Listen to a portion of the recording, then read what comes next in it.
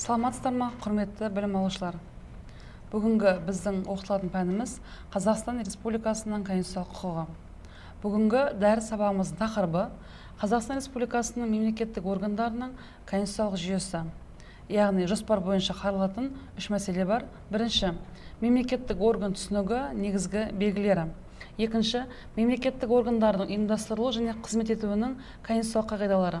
Үшінші, Қазақстан Республикасының мемлекеттік органдарының конституциялық жүйесі, яғни президент, парламент, үкімет және тағы басқа да органдар. Бірінші тақырып бойынша қаралатын мәселе мемлекеттік орган түсінігі негізгі белгілері. Яғни әрбір мемлекет өзінің конституциясына сәйкес мемлекеттік билікті ұйымдастыруды белгілейді және олардың адам мен азамат аталмыш қоғам өкілдерімен қарым-қатынасын бекіте отырып, мемлекеттік органдар жүйесінің негізін қалайды. Қазақстан Республикасының конституциялық құрылысы мемлекетті ұйымдастыру тәсілдеріне, оның тұлға мен қатынасына негіз болатын конституция нормаларымен бекітілген және оны конституциялық мемлекет ретінде сипаттайтын қоғамдық қатынастардың жүйесі болып табылады. Мемлекеттік органдар бірнеше топқа бөлінеді. Оларды солай ұғымды топтастыру үшін жіктеу негізін табу керек. Бірінші жіктеу негізі мемлекеттік органдардың құрылу тәртібімен алдына қойылған мақсаттары. Яғни бұл бірінші белгімен мемлекеттік органдар үш топқа бөлінеді. Яғни олар өкілетті органдар, атқару органдары және сот немесе құқық қорғау органдары. Республика президенті мемлекеттік аппаратта ерекше орын алады. Ол үшін биліктің біріне де жатпайды. Ол мемлекет билігінің барлық тармағының келісіп жұмыс жасауын және өкімет органдарының халық алдындағы жауапкершілігін қамтамасыз етеді. Яғни мемлекетіміздегі президент аппаратының органы бұл мемлекеттік биліктің ешқайсысына кірмейді екен. Келесі, президент мемлекеттің басшысы, мемлекеттің ішкі және сыртқы саясатының негізгі бағыттарын айқындайтын ел ішінде және халықаралық қатынастарда Қазақстанның атынан өкілдік ететін жоғарғы лауазымды тұлға. Президент халық пен мемлекеттік билік бірлігінің, конституцияның мызғымастығының, адам және азамат құқықтары мен бостандықтарының нышаны әрі кепілі.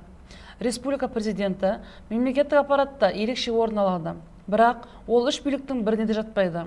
Ол мемлекет билігінің барлық тармақтарының келісіп жұмыс істеуін және өкімет органдарының халық алдындағы жауапкершілігін қамтамасыз етеді. Екінші мәселе мемлекет органдарының ұйымдастырылу және қызмет етуінің конституциялық қағидалары. Бұл жерде қаралатын мәселе, яғни Қазақстан Республикасының мемлекеттік органдарының құрылымына төмендегідей мәселе қарастырылады. Яғни өздерінің тікелей биліктік функцияларын жүзеге асыру барысында тығыз байланыстағы және өзара байланыстағы мемлекеттік органдар. Мемлекеттік аппараттың қызметін қамтамасыз ету үшін қажетті ұйымдастырушылық, қаржылық және күштеу құралдары. Билікті өкілеттіктерге ие емес, алайда экономика, білім беру, мәдениет, денсаулық қорғау, ғылым және тағы басқа салаларда жалпы әлеуметтік функцияларды атқаратын мемлекеттік мекемелер мен кәсіпорындар. Басқарумен арнайы айналысатын мемлекеттік қызметшілер. Мемлекеттік органдар өздерінің қызметтерін жүзеге асыруға бағытталған органдардан тұрады. Мемлекеттік органдар дегеніміз бұл мемлекеттік міндеттерді орындаушы және осы мақсатта сәйкес билікті өкілеттіктерді иеленген ұйым немесе мекеме. Мемлекеттік органдар бірнеше топқа бөлінеді. Олар атқаратын қызметтеріне сәйкес жүйеге сала-салаға жіктеледі. Мемлекеттік органдар өкілеттілігінің шеңберіне қарай үш топқа бөлуге болады. Бірінші мемлекеттік билік органдары, екінші мемлекеттік атқару органдары, үшінші сот билігі. Үшінші мәселе, яғни Қазақстан Республикасының мемлекеттік органдарының конституциялық жүйесі, парламент, президент, үкімет және тағы басқа мемлекеттік органдар. Жоғары өкілеттік органдарды халық сайлайды. Парламент заң шығару функциясын жүзеге асыратын республиканың ең жоғарғы өкілді органы. Парламент тұрақты негізде жұмыс істейтін екі палатадан тұрады, яғни Сенат және Мәжіліс. Парламенттің сессиясы оның палаталарының бірлескен және бөлек отырыстары түрінде өткізіледі. Парламенттің үйлестіруші органдары, бюро, жұмыс органдары, тұрақты комитеттері, бірлескен комиссиялары болып табылады. Президент мемлекеттің жоғарғы қызметкерлерін тағайындағанда парламент келісімін береді. Олардан есеп алады. Соғыс және білім мәселелерін шешеді. Халық референдум тағайындау туралы бастама көтереді және басқа да конституция жүктеген өзге де өкілеттіктерді жүзеге асырады. Қазақстан Республикасының Конституциясының 54 бабына сәйкес парламент палаталарының бөлек отырысында мәселелерді әуелі мәжілісте, содан кейін сенатта өз кезегімен қарау қарастырылады. Яғни бұл жерде мәселе қарастырылады, заңдар қабылдайды, республикалық бюджетті және оның атқарылуы туралы есептерді, бюджетке енгізілетін өзгертулер мен толықтыруларды талқылайды, мемлекеттік салықтар мен алымдарды белгілейді және оларды алып тастайды. Қазақстан Республикасының әкімшілік аумақтық құрылысының мәселелерін шешу тәртібін белгілейді. Мемлекеттік награда тағайындайды, республиканың құрметті әскери және өзге де атқаратын сыныптық шендерін, дипломатиялық дәрежелерін белгілейді. Республиканың мемлекеттік рәміздерін белгілейді. Мемлекеттік заемдар мен республиканың экономикалық және өзге де көмек көрсетуі туралы мәселелерді шешеді. Атқарушы билік органы. Атқарушы билік, яғни өзінің өкіметінің өкілеттіліктің негізінде мемлекеттің атқарушы билік органы табылады. Атқару билігі өкіметтің қолында болады. Президент республикаларда өкімет саяси және ұйымдық тұрғыдан президент қамтитын атқарушы билік тармағына жатады. Қазақстан Республикасының үкімет туралы Конституцияның заңының 1 бабына сәйкес үкімет Қазақстан Республикасының атқарушы билігін жүзеге асырады. Атқарушы органдардың жүйесін басқарады және олардың қызметіне басшылық жасайды.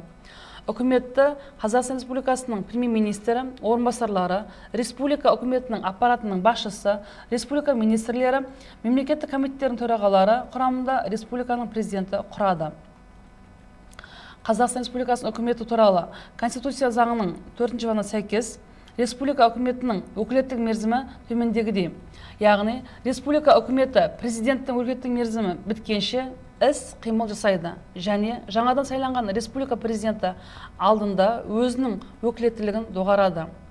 Республика үкіметінің жаңа құрамы бекітілгенге дейін республика үкіметі өз міндеттерін атқара береді. Қазақстан Республикасының Конституциясының 60 бабында үкіметтің келесідей құзыреті берілген. Оларға қысқаша сипаттама берейік. Яғни, мемлекеттің әлеуметтік экономикалық саясатының, оның қорғаныс қабілетінің, қауіпсіздігінің, қоғам тәртіпті қамтамасыз етудің негізгі бағыттарын әзірлейді және олардың жүзеге асыруын ұйымдастырады. Парламентке, республикалық бюджетке және оның атқарылуы туралы есепті әзірлеп ұсынады. Бюджеттің атқарылуын жүзеге асырады. Мәжіліске заң жобаларын енгізеді және заңдардың орындалуын қамтиды. Мемлекеттік меншікті басқаруды ұйымдастырады. Республиканың сыртқы саясатын жүргізу жөнінде шаралар әзірлейді. Министрліктердің, мемлекеттік комитеттердің, өзге де орталық және жергілікті атқарушы органдардың қызметіне басшылық жасайды. Республиканың министрліктері, мемлекеттік комитеттері, өзге де орталық және жергілікті атқарушы органдары актілерінің қолданылуын толық не бір бөлігінде жояды, немесе уақытша тоқтата тұрады. Үкімет құрамына кірмейтін орталық атқарушы органдардың басшыларын қызметке тағайындайды және қызметтен босатады. Конституция мен заңдармен және президент актілерімен өзіне жүктелген өзге де қызметтерді орындайды. Енді республика үкіметінің қызметін ұйымдастыру сұрақтарына тоқтала кетейік. Яғни, үкіметтің отырыстары айына кем дегенде бір рет өткізіліп отырады. Үкіметтің отырыстарын премьер-министр немесе республика президенті шақырады.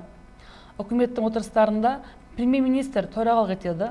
Ол болмаған кезде міндеттердің бөлінуіне сәйкес премьер-министрдің міндетін атқарушы, премьер-министрдің орынбасарлары төрағалық етеді. Үкімет мүшелерінің кемінде 3-тен 2-сі үкімет отырысына қатысса, отырыс құқылы болып саналады. Үкімет мүшелері оның отырыстарына алмастыру құқығынсыз қатысады. Үкімет отырыстары ашық нысанда өткізіледі. Республика премьер-министрі үкіметтің жұмысын ұйымдастырады және үкімет мүшелерінің арасындағы қызметтік міндеттерді бөледі.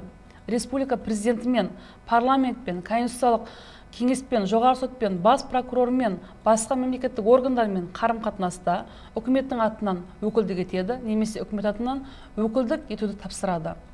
Халықаралық қатынастарда үкімет атынан өкілдік етуді тапсырады. Үкімет мүшелерінің орталық және жергілікті атқарушы органдар басшыларының есебін тыңдап отырады, заңмен қарастырылған өзге де өкілеттіліктерді тоқтатады. Назарларыңызға рахмет. Келесі дәріс сабағында жолыққанша.